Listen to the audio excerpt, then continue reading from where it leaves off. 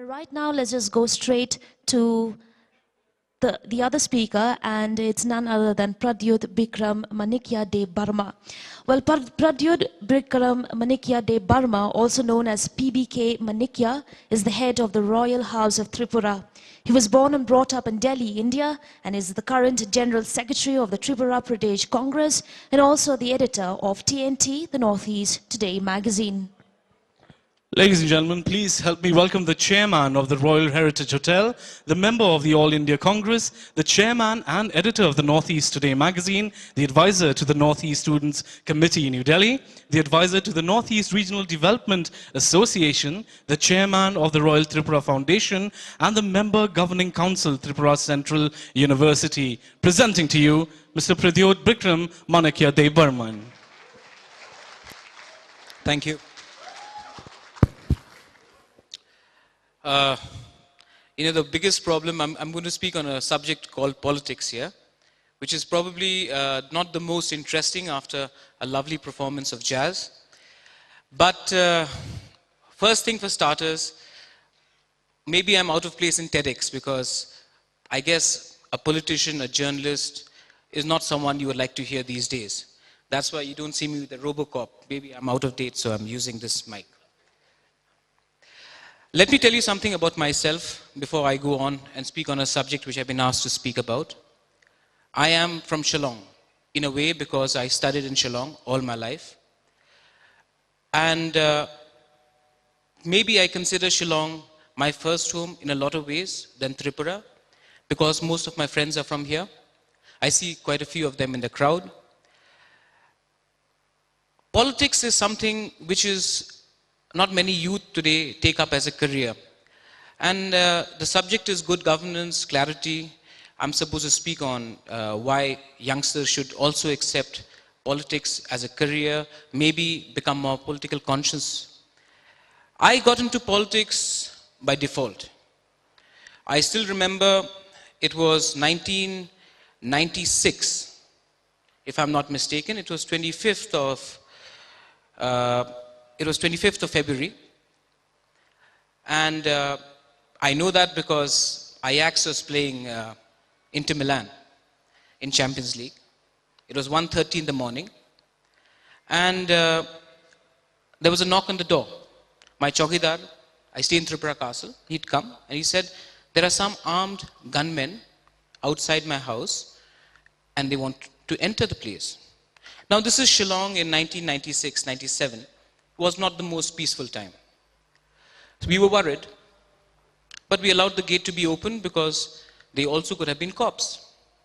Anyway, at 1:30 in the morning, the police entered our house and without any warrant, without any evidence, picked up my sister at 1:30 in the morning and took her to the police station without any evidence. When we asked them why, they said, we have to do it because you're from Tripura, there's a lot of insurgency happening. There was some evidence, but they never shared it with us. Armed male policemen came at 1:30 in the morning and took my sister away. Well, I don't know if they did it for the right reasons or for the wrong reasons. They may have got a wrong lead or something. But for the first time in my life, I felt conscious of my identity. I was told that yes, there is a problem and we are going to view you in a certain manner because you represent your identity, your ethnicity represents that problem. Fast forward, growing up in Shillong, the 90s was a turbulent time, the early 2000s was different. You see, when people say the head of the royal family of Tripura, they generally expect me to come in an elephant. The only guy who dresses up like a Maharaja these days is a magician like P.C. Sarkar. But yet there are stereotypes which are built and we need to break those stereotypes. Why would someone get into politics when it is dirty, it is corrupt? Why do you get into it? Well, I got into it for primarily one reason.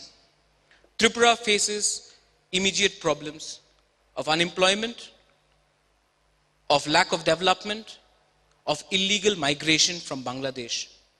Something which we never raise these issues about. But When you enter a national party, there are times when your voices are scuttled. And why are they scuttled? Does Delhi tell you, don't speak your mind? I doubt it. I have openly spoken against Armed Forces Special Powers Act, though our party stand is not very clear. The Congress is not very clear on that. I believe that cheap vote bank politics and importing voters from Bangladesh or Nepal, or for that matter, any neighboring country, regardless of the religion, is something which we should not tolerate. Does the party hang you for it? No. Eventually, what you need to speak is for your people and not for your party first. And that is the primary functioning of a politician, of a leader. Party is second. Your people always come first. Now, does that make you an indisciplined soldier of the party? Well, I doubt it. But if they do, then I'm willing to be an indisciplined soldier of the party. And why only in politics? I think when you all are young, you should always stick your neck out. You should always stand for something you believe in. And politics gives you an avenue. It is not the only avenue.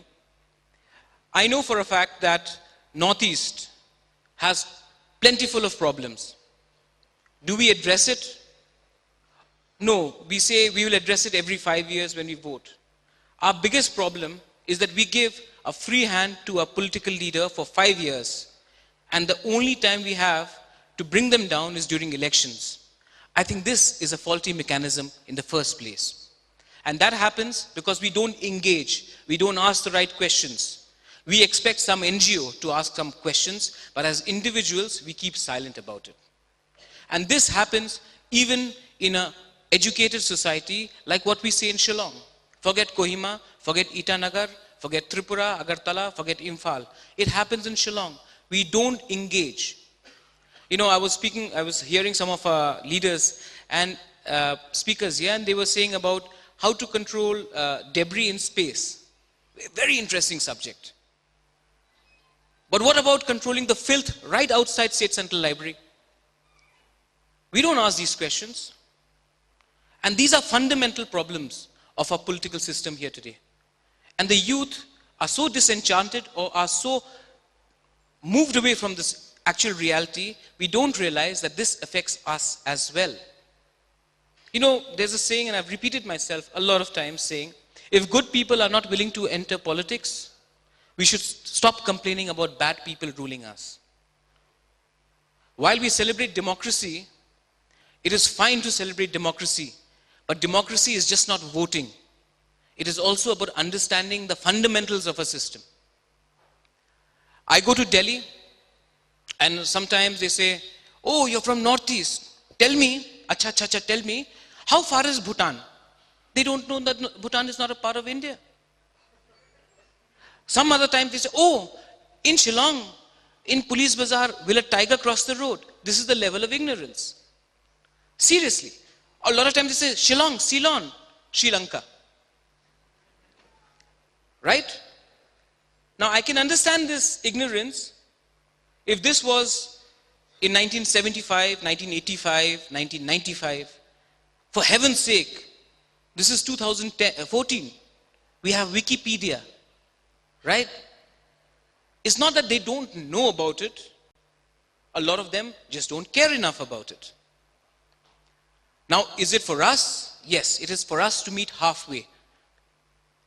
And we can do it as musicians. We can do it as journalists. We can do it as industrialists. We can do it as academicians. I can do it as a politician. I wish someone does it for sports. You know what Shillong Lajong or Rang the Jade has done for Shillong in terms of football is probably more than any chief minister in a long while. So we all have roles to play. But when we represent our state, our region outside, we need to be clear. And that's where my second point comes. I don't have any time frame here or so, but then I'll tell you, clarity is very important. A leader needs to be clear. In the 21st century, we have Facebook, we have Twitter, we engage. If we don't engage, we will be booted out. The problem is that the amount of feedback that we get in Facebook probably doesn't resonate when we meet people one-to-one. And we need that sort of leadership within our society. A lot of people will say, 1 billion people rising. You know, Arnab Goswami says this all the time. The nation needs to know. Frankly, nation is bigger than the Times Now office. But we blindly follow him. A couple of years ago, this is where I'm coming with clarity and I'm bringing in media as well. The whole country was outraged that, Indians were being kicked and beaten up in Australia. Right? Kicked and beaten up in Australia. And then what happened? Suddenly it stopped. And then there was an ad which came. Australia celebrates you. You had basically blackmailed the government for you to get more ads to keep quiet from this propaganda. Suddenly last year there was Richard Loitam and Dana Sangma issue was there. And there was a particular university which was targeted. They went hammers and tongs. Today, are we even talking about it? No. But the primetime news channel that we talk about is being sponsored by the university. So obviously they will not raise these issues. We as individuals need to read between the lines where there is paid politicians, there are paid journalists, there are paid people for everything in this country. Let's not buy into a dream because you find it appetizing. Study the dream. Study what the person is saying. Clarity. I'll give you a story about what happens when there's no clarity. Every year we have this farmers convention. And farmers come from developed countries and they speak about, to Indian farmers, about the problem that we have. So, a couple of years ago, there was this farmers delegation and they had come down. And as usual, what happens in New Delhi is that you sit in a 5-star hotel and then you just have, you just discuss the semantics. You actually never go and talk about the real issue. So one of these American farmers, he was a Texan, Chuck Norris country, cowboy hat. He wanted to see the real India. Now, I'm sorry I don't have such a good American accent as some of my earlier speakers, but I will try to say something. So this American farmer one day quietly got out of this 5-star hotel and got into a taxi. And he said, "Hey man, I want to see the real India. Take me beyond Delhi."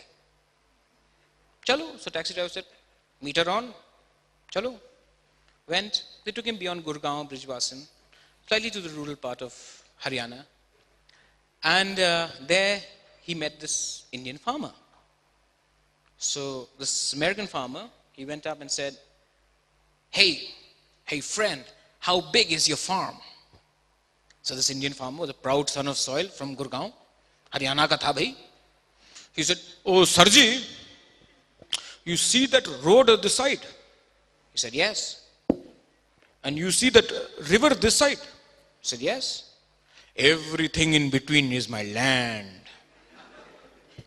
So the American Texan farmer, true Texan that he was, he said, "My dear friend, I wake up every morning at 5:30.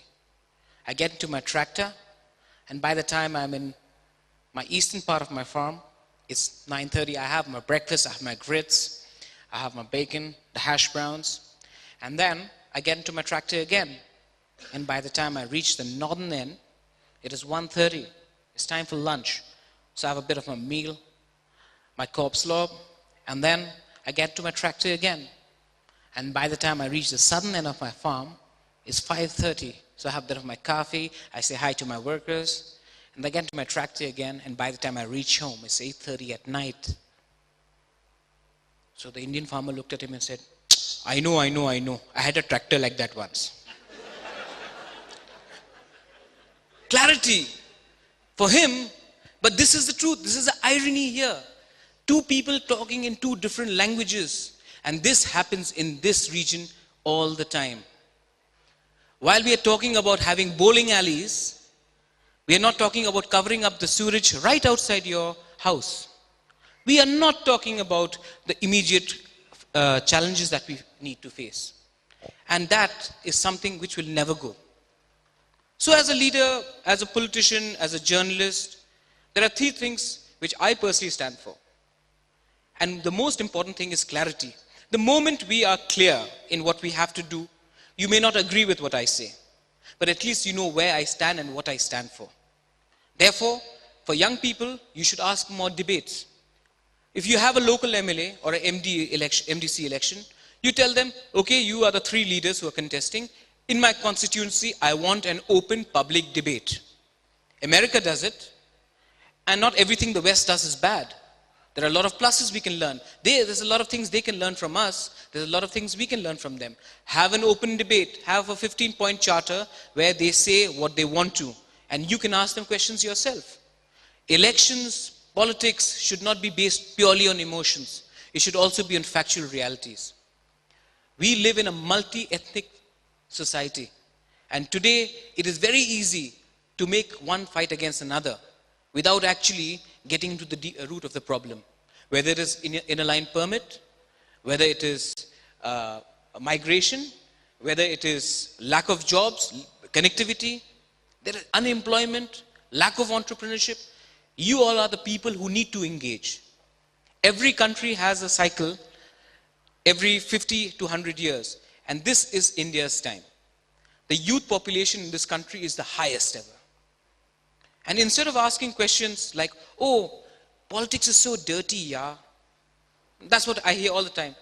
Well, you cannot ignore it. It's there. And you need to either clean it or you will be affected by a dirty government. So question your leaders, but question them when you equip yourself. And nobody in this country, no political leader, no political party, including mine, honestly speaking, will go out of the way to equip everyone. And beware of Robin Hoods. We have a lot of Robin Hoods as well. And we can create, there's a vigilante which takes place. We can create leaders overnight. When the Anna Hazare movement took place, everyone, my mother, she was so much into it. And then what happened? The TV cameras went and started asking Anna Hazare about every question, from every subject. Initially it was against corruption.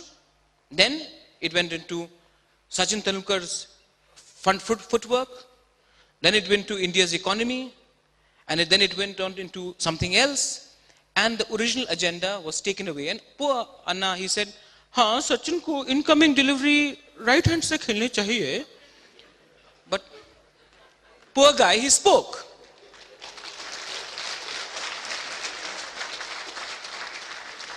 At 9 o'clock is national primetime TV. If you go to Amitabh Bachchan and say, what do you think about the fiscal deficit? Poor guy, he loves the camera. He will say, हाँ ऐसा है कि fiscal deficit को 9.5% में करना चाहिए. Right?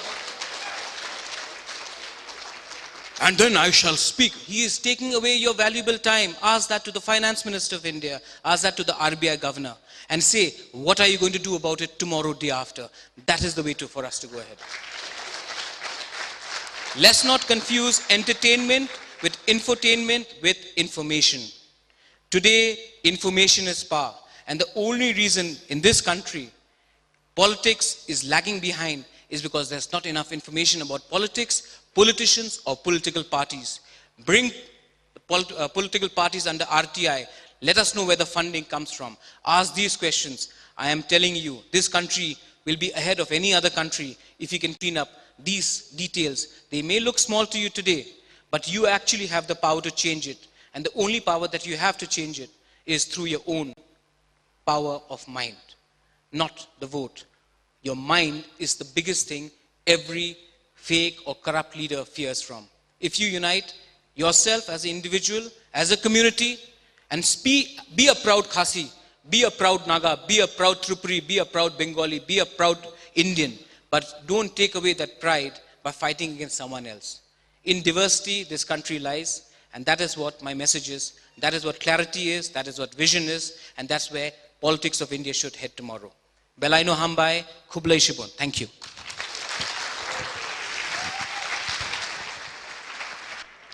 Thank you so much, Mr. Pradyot Manikya Deb Burman.